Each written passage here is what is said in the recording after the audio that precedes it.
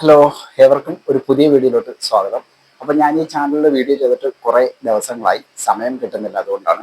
അപ്പം ഫ്രണ്ട്സ്, ഇന്നത്തെ വിഷയം എന്ന് പറഞ്ഞു കഴിഞ്ഞാൽ, ഈ ഇപ്പോൾ നമുക്കറിയാം അസഹ്യമായിട്ടുള്ള ചൂടാണ്. പുറത്തോട്ട് ഇറങ്ങി കഴിഞ്ഞാൽ സൂര്യൻ ഇങ്ങനെ കത്തി ജ്വലിച്ച് നിൽക്കുകയാണ്. അത്രത്തോളം നമുക്ക് പുറത്തോട്ട് പോലും ഇറങ്ങാൻ പറ്റുന്നില്ല, അല്ലെങ്കിൽ നമുക്ക് റൂമിനകത്ത് പോലും ഇരിക്കാൻ പറ്റാത്ത അത്രയും ചൂടാണ്.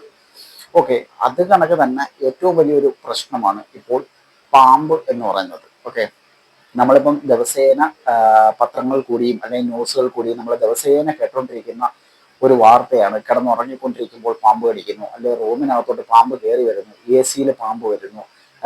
ഇന്ന് ഇപ്പോൾ കണ്ടൊരു വാർത്ത എന്ന് വെച്ച് കഴിഞ്ഞാൽ, വെള്ളം കോരാനൊക്കെ അപ്പം കയറിനകത്ത് കപ്പിക്കകത്ത് പാമ്പ് തൂങ്ങി കിടക്കുന്നു. അതും വളരെ വിഷമുള്ള പാമ്പിനങ്ങളാണ് ഇപ്പോൾ കൂടുതലായിട്ട് ഉള്ളത്. ഓക്കെ, നമ്മുടെ കേരളത്തിൽ പൊതുവായിട്ട് കാണപ്പെടുന്നതെന്ന് വെച്ച് കഴിഞ്ഞാൽ അണലി, ശംഖുവരയൻ, അതേപോലെ തന്നെ മൂർഖൻ എന്നീ ഇനങ്ങളിൽപ്പെട്ട വിഷപ്പാമ്പുകളാണ്.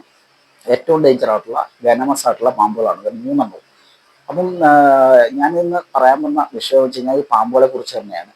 അപ്പം എൻ്റെ ഒരു അഭിപ്രായത്തിൽ നമുക്കിപ്പം പല ആൾക്കാരും പാമ്പിൽ നിന്നും രക്ഷ നേടാനായിട്ട് ഇപ്പം റൂമുകളുടെ അല്ലെങ്കിൽ നമ്മുടെ വീടിൻ്റെ ജനലുകൾ പോലും തുറക്കുന്നില്ല. കാരണം ഇത് എതുവഴിയാണ് എഴഞ്ഞ് കയറി വരുന്നതെന്ന് പോലും ആർക്കും അറിയാൻ പറ്റുന്നില്ല. അപ്പൊ പല ആൾക്കാരും പറയും നിങ്ങൾ നിങ്ങളുടെ വീടിന്റെ പരിസരമെല്ലാം നല്ല വൃത്തിയാക്കി ഇട്ട് കഴിഞ്ഞാൽ പാമ്പ് വരില്ലെന്ന്. പക്ഷെ എനിക്ക് തോന്നുന്നു, ഇപ്പൊ ഞാൻ പല വീഡിയോകളിലും കണ്ടിട്ടുണ്ട്. കാരണം വീടിന്റെ ചുറ്റും ഇന്റർലോക്ക് കട്ടയൊക്കെ ഇട്ട് വൃത്തിയാക്കിയിട്ട് ഒരു ഇലയോ മറ്റുള്ള കാര്യങ്ങളോ ഒന്നുമില്ലാത്ത വീടുകൾക്കകത്ത് തന്നെ പാമ്പ് കയറുന്നുണ്ട്. പക്ഷെ അങ്ങനെ പല വീഡിയോകളും ഞാൻ കണ്ടിട്ടുണ്ട്.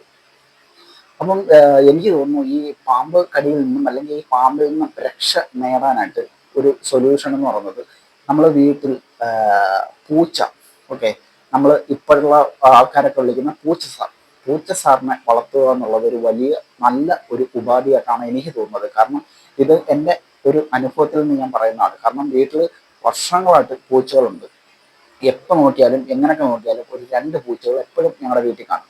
അപ്പോൾ ഞാൻ പലപ്പോഴും കണ്ടിട്ടുണ്ട്. ഞാൻ താമസിക്കുന്നതെന്ന് വെച്ച് കഴിഞ്ഞാൽ അത്യാവശ്യം പാമ്പിന്റെ നല്ല ശല്യമുള്ള ഒരു ഏരിയയിലാണ്. ഓക്കെ, അടുത്ത് തന്നെ നല്ലൊരു കുളമുണ്ട്, ഒരു താമര കുളമുണ്ട്. അതേ കണക്ക് തന്നെ അടുത്തോടെ തന്നെ ഒരു ഓട പോകുന്നുണ്ട്. ഈ കുളത്തിൽ നിന്നുള്ള ഒരു ഓട പോകുന്നുണ്ട്. പിന്നെ ചുറ്റും അത്യാവശ്യം ചെറിയ കാടും പരിസരമൊക്കെ ഒരു കാടും ഉള്ള ഒരു പ്രദേശത്താണ് ഞാൻ ജീവിക്കുന്നത്. അപ്പം ഞാൻ പല പാമ്പുകളെയും മിക്കവാറും ദിവസങ്ങളിലും കാണാറുമുണ്ട്. പ്രത്യേകിച്ചും ശംഖുവരയൻ, അണലി, മൂർഖൻ പോലുള്ള പാമ്പുകളെ ഞാൻ മിക്കവാറും കാണാറുണ്ട്. ഓക്കെ, ഞങ്ങളുടെ വീട്ടിലുള്ളവരെല്ലാം തന്നെ കാണാറുണ്ട്. അപ്പം നേരത്തെ വെച്ചാൽ കുറച്ച് വർഷങ്ങൾക്ക് മുമ്പ് ഞങ്ങളുടെ വീട്ടിൽ 3-4 പൂച്ചകളുണ്ടായിരുന്നു. ഇപ്പോൾ കുട്ടപ്പൻ, കുഞ്ചു എന്നൊക്കെ ഞങ്ങൾ വിളിക്കുന്ന പൂച്ചകളുണ്ടായിരുന്നു. അവന്മാരും ഇപ്പോൾ ഇല്ല, എല്ലാവരും മരിച്ചുപോയി. അവന്മാരുടെ ഒരു പരിപാടി എന്ന് പറഞ്ഞാൽ, ഞാൻ അന്നാണ് ഈ ശംഖുവരൻ എന്ന് പറഞ്ഞ പാമ്പിനെ ശരിക്കും കാണുന്നത്. ഓക്കെ, ഒരു ദിവസം ഞാൻ ഇങ്ങനെ മുറ്റത്തോട്ട് ഇറങ്ങിക്കുന്ന സമയത്ത് ഈ കുട്ടപ്പൻ എന്തിനാ ഇങ്ങനെ വലിച്ചുകൊണ്ടിരുന്നു. ഓക്കെ, ഇപ്പൊ കാണാൻ ഇങ്ങനെ ദേഹത്ത് കറുത്ത ലൈനൊക്കെ ഉള്ള ഒരു സാധനം.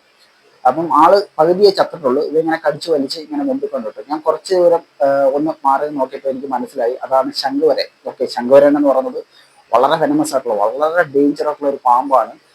കടിച്ചു കഴിഞ്ഞാൽ ഒരുപക്ഷെ നമ്മൾ വേദന പോലും അറിയില്ല. ഓക്കെ, നമ്മുടെ ദേഹത്ത് ഒരു സൂചി എന്തെങ്കിലും വെച്ച് ഇങ്ങനെ കുത്തിക്കഴിഞ്ഞാൽ അല്ലെങ്കിൽ ഈർക്കിൽ കൊണ്ട് നമ്മൾ അങ്ങനെ വിചാരിക്കും, ഒരു നടന്നു വന്ന ഒഴിക്കൽ ചെറിയ മുള്ളുണ്ട് അല്ലെങ്കിൽ ഈർക്കിലുണ്ട് എന്ന് മാത്രമേ നമ്മൾ അറിയുള്ളൂ. കാരണം അത്രയും വേദനയില്ലാതെ കടിക്കാൻ കഴിയുള്ള ഒരു പാമ്പാണ് ഈ ശംഖുവരൻ.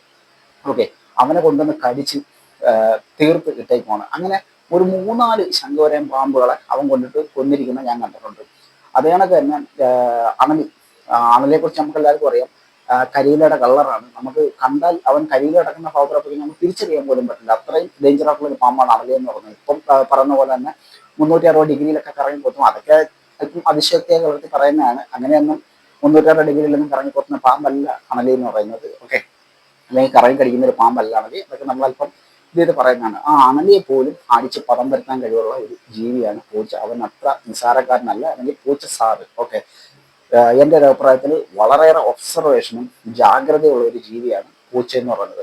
ഓക്കെ, ഇപ്പം ഞങ്ങളുടെ വീട്ടിൽ ഇപ്പം 2 പൂച്ചകളുണ്ട്. അവന്മാരുടെ സ്ഥിരം പരിപാടി എന്ന് പറഞ്ഞു കഴിഞ്ഞാൽ, അവന്മാർ റൂമിനകത്ത് കയറിയിട്ട് അവന്മാർ കംപ്ലീറ്റ് കട്ടിലിൻ്റെ അടിഭാഗങ്ങൾ, അതിനൊക്കെ അലമാരയുടെ അടിഭാഗങ്ങൾ, തുണിക്കടയിൽ, ഇവിടെ എല്ലാം കയറി അവന്മാർ ദിവസം സെർച്ചിങ് ചെയ്യും. ഓക്കെ, അതിനിടയ്ക്ക് കാണുന്ന പഴുതാര, പല്ലി, പാറ്റ, അവന്മാരെ എല്ലാം അവന്മാർ കൊന്നുകളയും.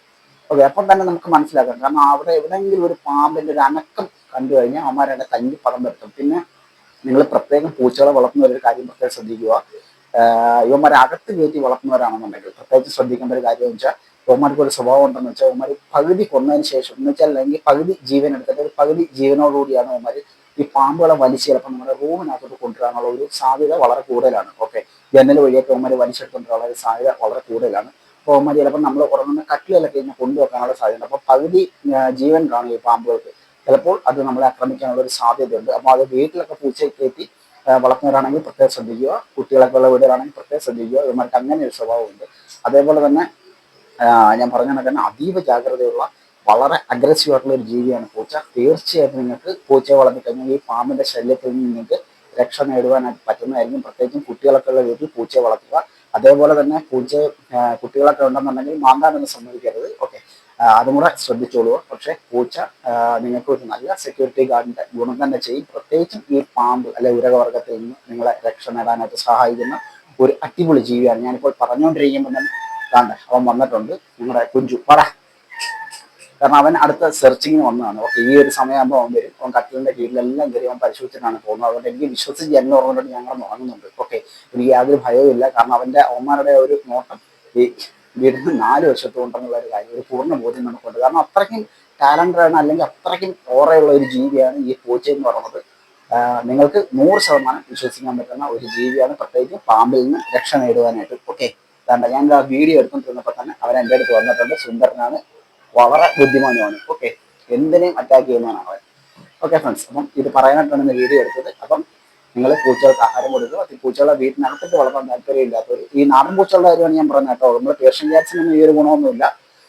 പൂച്ചകൾക്കെന്ന് പറഞ്ഞാൽ വളരെ പെട്ടെന്ന് ഒഴിഞ്ഞു മാറാനും അതേ വേഗത്തിൽ തന്നെ തിരിച്ച് ആക്രമിക്കാനുള്ള ഒരു ശേഷി വളരെ കൂടുതലാണ്.